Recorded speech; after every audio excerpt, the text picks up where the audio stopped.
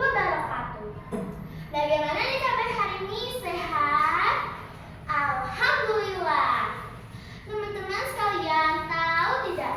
Jauh sebelum wilayah Kemayoran dipenuhi oleh gedung-gedung tinggi dan tempat pameran PMJ. Di sana ada tanah rawa yang luas sekali. Dan di sana hidup seorang pemuda, badannya tegap, wajahnya tampan rupawan. Dan yang paling hebatnya lagi adalah, ya, benar sekali, pukulan silatnya dan tendangannya setajam silet. Tapi dia tidak pernah sombong. Nah, mari kita lihat bagaimana sih bisa seru sama macan Kemayoran. Tapi sayang seribu sayang, ketenangan di Kemayoran diusik oleh antek-antek penjajah Belanda. Namanya adalah Bellihun. Si kepala kampung yang serakah dan tangan kanannya yang super-duper menyebalkan.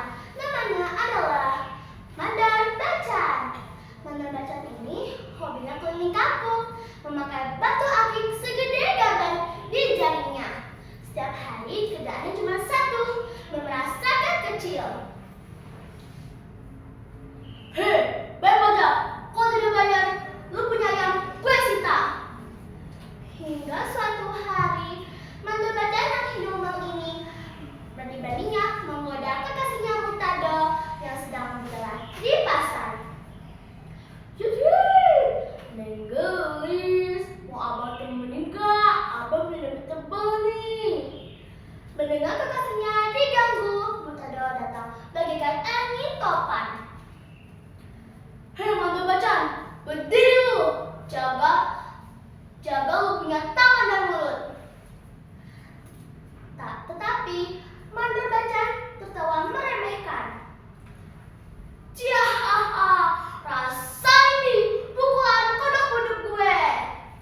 Mandar Bacan pun menyerang Murtado, tapi Murtado dengan tenang mengelak. Cepat, dua.